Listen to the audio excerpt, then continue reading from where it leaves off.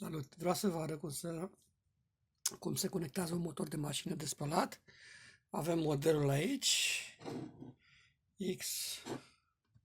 se vede XWSC61251. Este de Indesit, are 7 pini, am numerat aici pinul 1 și pinul 7, deci de jos în sus se numără. 6 și 7 sunt de la tahometru, aici nu se conectează nimic. Aici unde sunt pinii sus. Tot ce avem nevoie este această punte, da? Și acest regulator pentru becuri, dar atenție, aici trebuie să fie, unde scrie L1, trebuie să fie R înseamnă live și aici e curent variabil în partea stângă. Deci trebuie să avem faza, da? La L1, altfel, dacă punem faza aici, s-ar putea să nu ne meargă, să nu ne funcționeze. Și după aceea ne întrebăm, vai, ce are motorul, de ce nu se învârtește? Deci, s-ar putea greși chiar aici, deci mare atenție. Acum, ce vreau să arăt, iată, o secundă, am făcut aici, am desenat pinii, da? Am desenat pinii și aici sunt contactele între 2 și 5, iată, între 1 și 3, între 1 și 4, deci am pus aparatul de măsură pe ohmetru, da? Și am căutat pinii cu rezistență 0. Deci, între acești pini, cu sonda aparatului, o să găsim 0. Adică, cum? Am pus așa, este acest aparat, iată, l-am pus pe ohmi, da? Și ia să vedem. Să alegem, de exemplu, între 1 și 4, că nu stau să fac film foarte lung, da? Între 1, nu-i bine, da? Nu știu dacă se vede. Explic destul de bine. 1, 2, 3, între 1 și 4 avem 0, rezistență 0. Nu cred că s-a văzut, dar oricum eu am testat înainte și se face în felul următor. Deci noi putem să facem, iată aici, bridge înseamnă punte, da?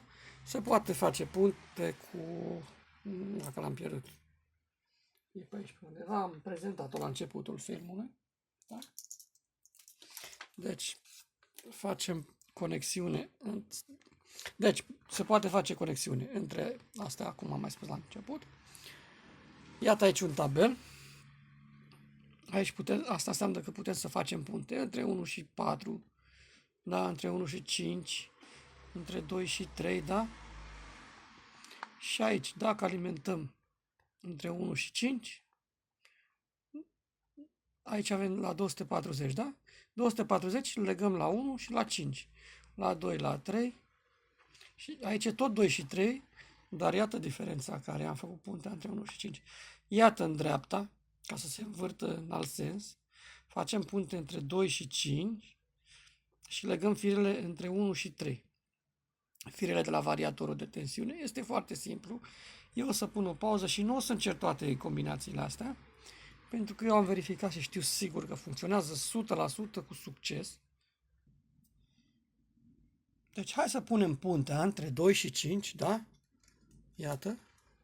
Avem 2, 3, 4, 5, da? Între 2 și 5.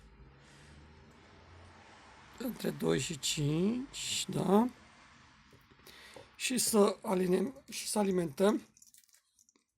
Deci puntea între 2 și 5, să alimentăm între 2 și 5 și să alimentăm între 1 și 3, 240 de volți. Deci între 1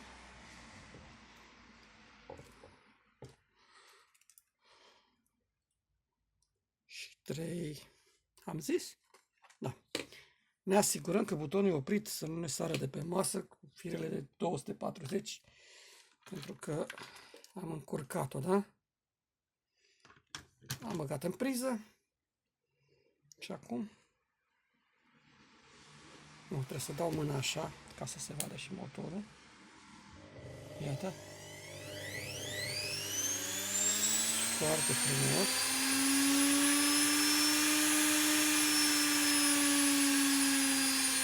Foarte frumos, se învârtește. Da? Se învârtește dacă stai în fața motorului. Se învârtește în sensul acelor de ceasornic. Da? Iată, pot să-i dau turație și mai mică. Iată, foarte încet.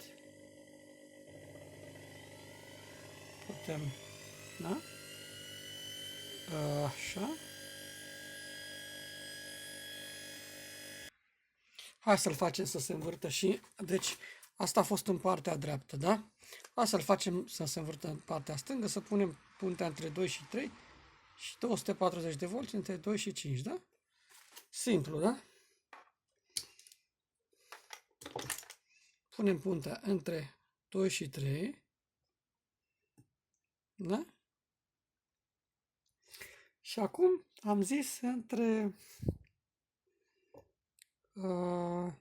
da, 2 și 3 și între 1 și 5 vom alimenta 240 de volți. Iată, zis și făcut. Acum nu rămâne decât să bagăm, nu, să verific întrerupătorul prima dată, că era pornit. Nu trebuie făcute greșeli, că dăm de dracu. Ia, porni.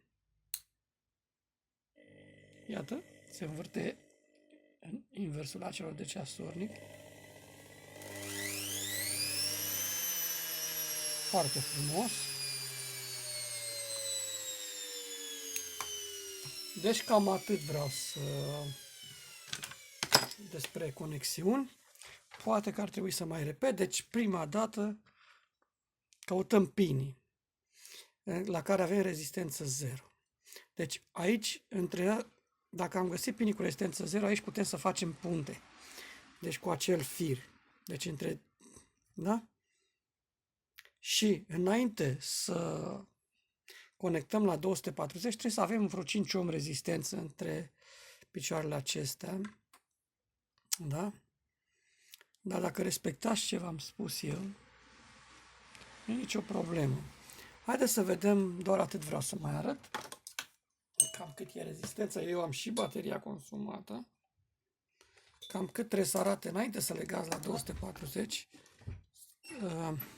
Să vedem rezistența care... Deci am zis 1 și 5, da?